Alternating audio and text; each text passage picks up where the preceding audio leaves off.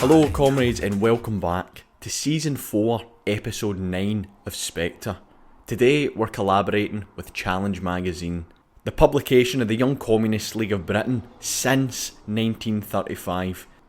This youth magazine provides the latest articles and more by the Marxist-Leninist youth of Britain and the world. In this collaboration we're bringing you an interview conducted by Jax Tennyson from the Glasgow branch of the Young Communist League of Britain, where he speaks with a member of the Russian Komsomol, the youth wing of the Communist Party of the Russian Federation. In this episode, Jax interviews Alexander Rusakov from the Komsomol to ask about the conflict between Russia and Ukraine, the expansion of NATO since the end of the Warsaw Pact, and how the class struggle at the home of Russia during a time of conflict has intensified. So without further ado, and I'll pass you on to Jax, and you can hear from Jax and Alexander. The first question we have is, what is the general view of the Russian working class of this conflict, the Communist Party's view of the origin of this conflict, and just the kind of feeling among everyday working people in Russia? So, speaking about this special military operation that's ongoing in Ukraine currently, I will want to start from the basics of the Marxist theory, because this chronological order of this conflict starting from 2014, I guess, is highly discussed already among the media, mass media, in your country, I guess, in my country, definitely. So I wanted to dive into the Marxist analysis, and after that, we will, of course, get into how it's evolved in this military conflict that's currently ongoing.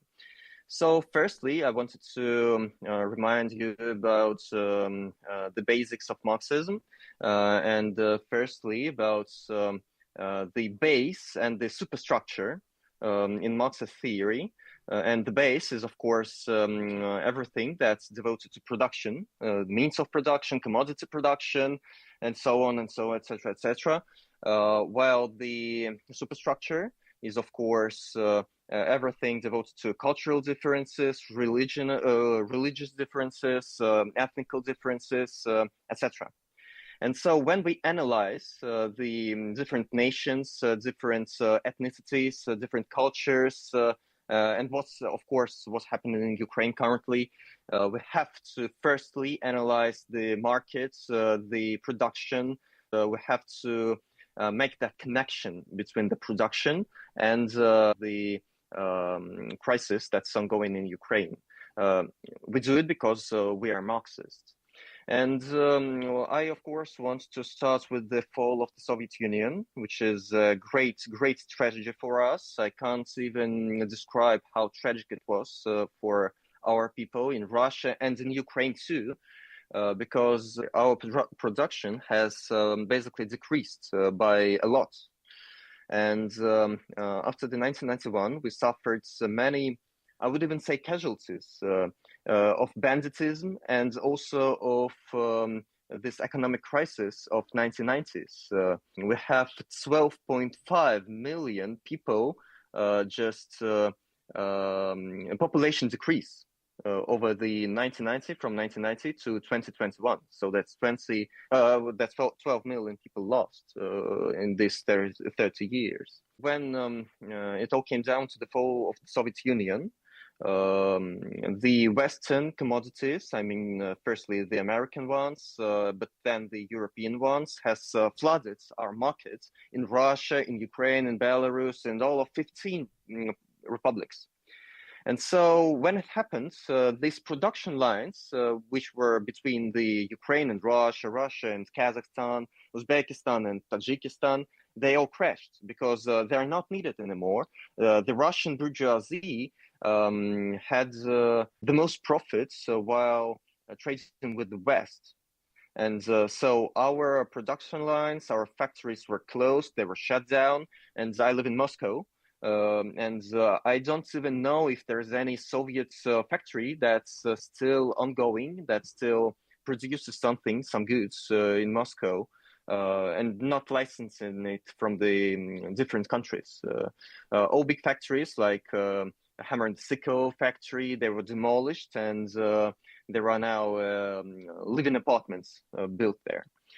And so I'm glad actually that I'm speaking to a British person, because he would understand me, I guess, perfectly in this. In Soviet Union, we of course had 15 Soviet republics and different ethnicities and nations which were in the Soviet Union, all part of the Soviet Union. In fact, And you said British there, right? yeah.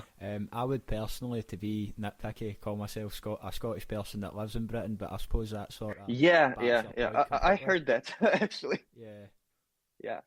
And so, that's what I wanted to say. You can identify yourself as British, as an English person, as a Scottish person, as an Irish person, Welsh, or even the migrants. That's totally okay for you to self-identify yourself as British.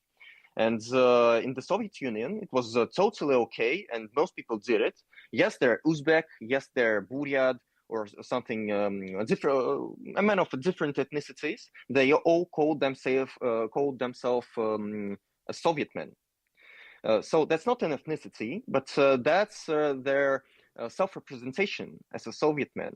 And this was a part of the huge, I would say, policy of the friendship of the nations, of the different nations, which were different ethnicities, which were in the Soviet Union. Currently in Russia, we have this friendship preserved, I believe, and the policy of the Soviet Union is a little bit changed, but most of it is ongoing still. So in Russia, there are lots of subjects and ethnicities, and in some regions there are Buddhist regions in Russia. There are Islamic regions in Russia. Jewish region in Russia, and they all live in peace, and they all have the right to call themselves Россияnin. And so you can be Buryat, Tatar, Bashkir, or even the Ukrainian who lives in Russia, and they're calling themselves Russian. Why is that? Because there are production lines, and these production lines are within the Russian borders, and so they associate with each other. People do associate with each other, and they have no problem while speaking with the people of other ethnicity. But when these production lines are demolished, and that was all, I guess, brilliantly planned from the West, from the America and Europe, and they know it perfectly. So this crisis that's ongoing in Ukraine was, I believe, planned with the fall of the Soviet Union by the West countries as a strategic masterpiece, I would say. And so that was brilliantly planned, and capitalistic West has always knew. So that's these production lines crumble will lead to that crisis. And talking about the Ukraine, the current situation in Ukraine, it all started in, I guess, 2014 is the starting point of this military conflict. So there was a Maidan. Maidan is basically like a square, the town square in Ukrainian language. It was protests, and the pro-fascist government came to power after that. I guess they were not fascists like at that point of the time, but they were definitely pro-fascist, and they have agreed to let fascism rise in their country.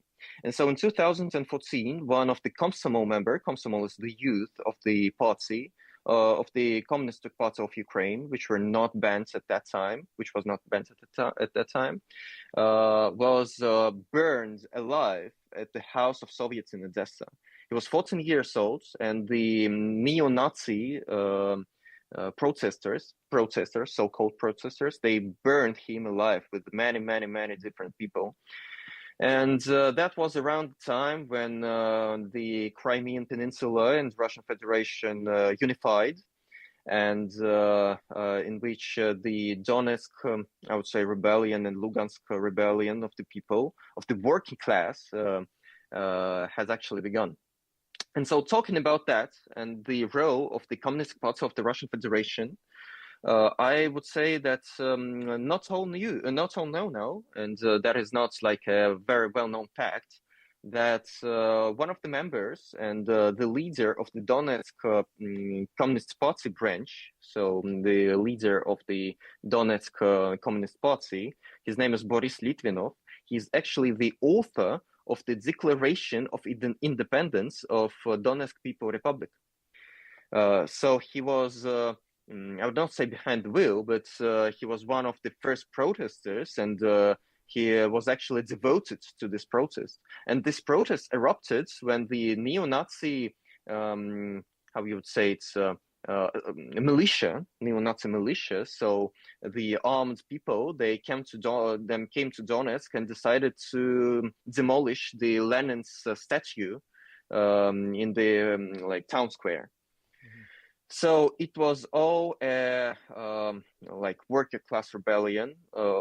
The Donbas region is famously known for its coal mines, and it's always was between like Ukrainian and Russians, and different ethnicities live there.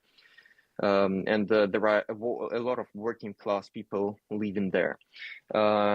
And coming to 2022, when these crises were ongoing for 8 years. So the war in Donbas region was 8 years already in 2022. In 2022, on the 22nd of February, our party, the Communist Party, in our Russian parliament, called the Russian State Duma, has proposed that we recognize the independence of the Donetsk and Lugansk People Republic. And that was done by our government 2 days later. So we can say that the Communist Party is also involved in saving these people in Donbass, and this proposal by the Communist Party of the Russian Federation has a great value, and that was really helpful to the people of Donbass. Since then, since 2014 actually, we're the first major political party in Russia, and political party in Russia, who have sent aid to help Donbas region. We've sent aid to the people of Donbas. We've sent aid to the militia of Donbas. We've sent aid to our forces, our military forces, after 2022 in Lugansk, Donetsk, Zaporozhye, Kherson, and in Kurskaya Oblast, when this, how they call it, counterattack by the Ukrainian army, so-called counterattack has occurred. And so nowadays, the Communist Party are helping people of Donbass. So we started it first. We did it before any bourgeoisie party did that, and we'll still stand with Donbass, and we fight. And our people, that's so sad to say, but they give their lives there. They pass away there. No, thanks, Alex. That's a really interesting sort of perspective to take. It's kind of what it sounds like to me is that this conflict is bringing together the sort of liberal. Well, it's flipped on its head. The word liberal. When I say liberal, I don't necessarily mean Western hegemony, but I mean sort of liberty-seeking capitalists, as well as those that seek the interest and the best for the working class, such as the Communist Party. With all that going on, you mentioned there that no bourgeois party has kind of came to the aid of the people on the ground, which is sort of typical. Is that sort of neglect of the average Russian quite common amongst the Russian ruling class at this hard time where fascism is at the door and there is such a need for unity? So I guess what you're talking about, so that's in the early stages of this conflict in 2014, there was a big struggle in the bourgeoisie class whether to support or not support these defendants of the Donbas region. And while they were waiting for the final of this conflict. We were already helping Donbas, and we had volunteers there in Donbas region. So We help them with force, we help them with products, we help them with medicine, while the bourgeoisie has just waited and waited and waited. And then when it became popular in Russia to help Donbass, when it became the mainstream, they rushed to help. Yes, they do help now, but we need to understand that that is just because of the political mainstream. Yeah, and talking about the political mainstream, it's became the political mainstream here to kind of fearmonger about every clash between what we as communists understand as the multipolar New World Order and the Western hegemony that currently exists. Everything seems to be a pipeline towards World War III, the Western media would have you believe, but I don't think it's a very popular opinion among working class Brits or working class Russians that we want to put down tools at our work and abandon our lives to go kill one another. So I'd like to kind of know the sentiment in Russia. Is the media driving towards war with the West the same that it is here, or is it a different culture towards that? Well, yes, we do see the NATO expansion to the east. We also do see the militarization of Europe, and we tend to make analogies which are not great for Europe, and they put us back into the start of this 20th century, which is basically not good. But also, I do believe that we need to draw a line between the national unity, and we support national unity, and we support, of course, the cause of special military operation in Donbass, and between the bourgeoisie regime and its puppets and its mass media workers, and so on and so on. So currently on the Russian television and in mass media, there is a coverage, a ton of coverage of the special military operation. And it's of course, it strikes all of us. It affects all of us. And you can't blame the media for that coverage. But with that, there is a huge depolitization of the Russian media, and by depolitization, I mean that people do not tend to be interested in politics anymore.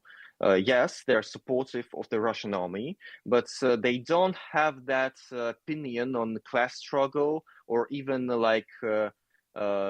liberal political spectre. They do not tend to support any political party. And that, of course, is a problem for communists. We want them to be to self-identify themselves as the working class, to understand that they are part of the working class.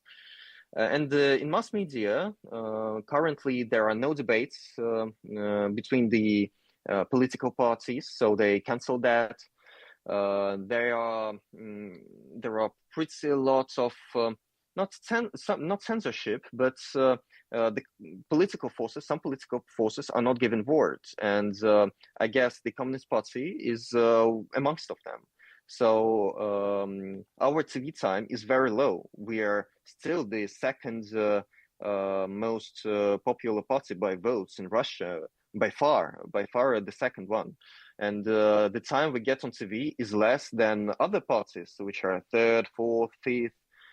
So that's none. And in Russia, there is a federal television, and that basically not monopolizes, but it's pretty much everything that people tend to watch. So that's a big, huge problem. And what I wanted to tell you, that drawing this line between the national unity and the class struggle in Russia, I prepared this amazing projection, I guess, and quote by Vladimir Lenin. Maybe I will send it to you later. Maybe you can put it on screen, because I'm not a very good reader. Great, so yeah. I will. Yeah. Not infrequently, we find the bourgeoisie of the oppressed nations talking of the national revolt, while in practice it enters into reactionary compacts with the bourgeoisie of the oppressed nation behind the backs of and against its own people. In such cases, the criticism of revolutionary Marxists should be directed not against the national movement, but against its degradation, vulgarization, against the tendency to reduce it to a petty squabble. Incidentally, very many Austrian and Russian social democrats overlook this, and in their legitimate hatred of the petty, vulgar, and sordid national squabbles, disputes, and scuffles over the question, for instance, of which language shall have precedence in two-language street signs, refuse to support the national struggle. So Lenin wrote that in his work, A Caricature of Marxism, I guess it was in 1915, and he was right on point what happens in Russia now. Because people, the governments, they are still the bourgeoisie governments, they are still ran by the bourgeoisie forces, and we have a lot of so-called like political struggles, political problems, which are not class devoted and which are just this petty, vulgaric problems about the science on the streets. So, for example, one of the most common and commonly discussed problems in Russia now is whether we want science on Russian streets written on English. So we try to get this opposition with America, with the West, and try some political forces try to get the signs away that are written coffee, like in English, or something like that. And that's what Lenin said basically a century ago. He told that, and he also very greatly expressed that. We should support this national unity. We should support this national struggle, and we should not support these acts of bourgeoisie that are devoted against this national struggle. And we saw that in 2014. We saw that in the first months of the special military operation, where not all, but parts of the bourgeoisie have not finished trading with the West, or even transiting the gas through the Ukraine, and that's of course part of the of this bourgeoisie games between each other, which are very profitable for different capitalists. And so I would also mention that about mass media, that there is a struggle with rising far-right agenda in Russia. So behind all that, behind the rise of patriotism, patriotic opinions, which is of course okay, yes, that is good and great, there rises something that plays with this opinion, this patriotic opinion, which is the far-right agenda. And so there are some political forces and some parts of the bourgeoisie who are interested in this agenda to rise and to spread. And there is, for example, a TV channel called Tsargrad, which basically, as you can maybe even hear, translates to like the Tsar town, Tsar city. And it spreads false information against Vladimir Ilyich Lenin, and its creator, not the creator, but the sponsor, called Konstantin Malafeev, is a Russian oligarch who is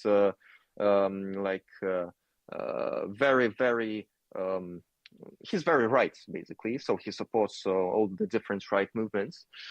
And I'm the member of the Komsomol, of the Communist Party Youth, as well as the party itself. And my comrades have started a project called Students Against Fascism. It was first devoted against the starting of the school of Ivan Ilyin in one of the Russian university. Ivan Ilyin is a famous Russian pro-fascist so-called philosopher. And we see this a lot when people, Ivan Ilyin, for example, he's a brilliant example of this. He lived in the Nazi Germany.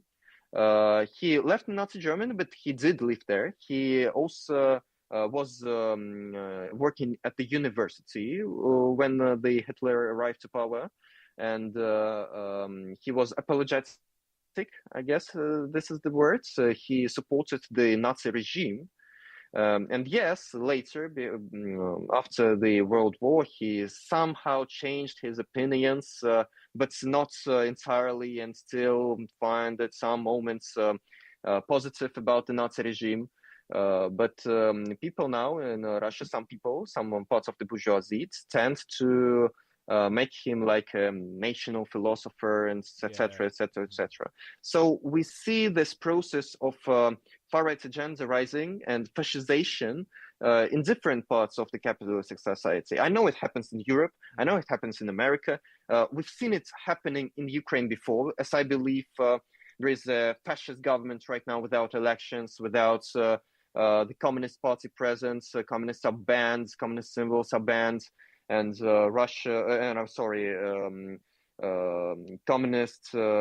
my communist comrades are even expelled from the country, or brought into prison, or even brought into army, some people. So that's the fascist regime. And we see the rise of this fascization, this process of creating fascist movements in all different capitalist countries. And that's my and Party and Komsomol critiques of this capitalism regime.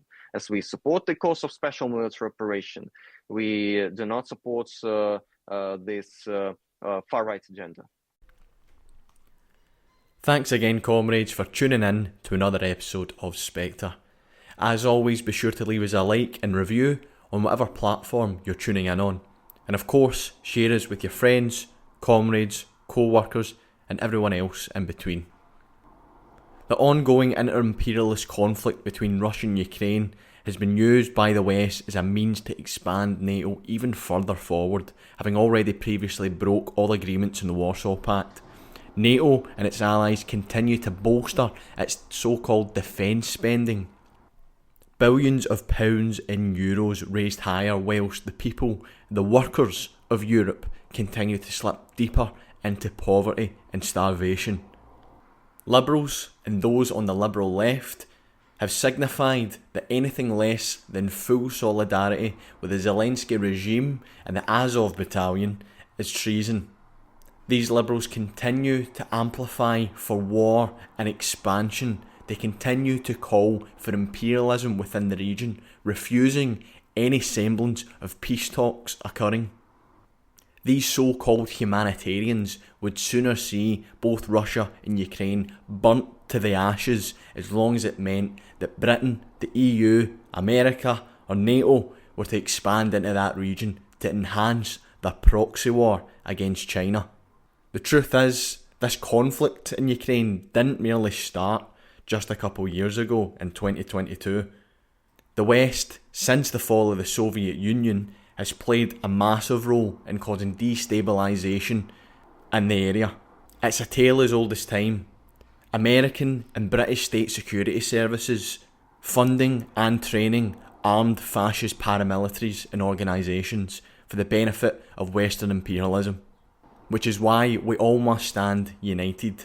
We must all channel international solidarity at a time of global warfare and destruction. We must seek to understand the reasons for these conflicts, not merely through the lens of the BBC, CNN or any other bourgeois media.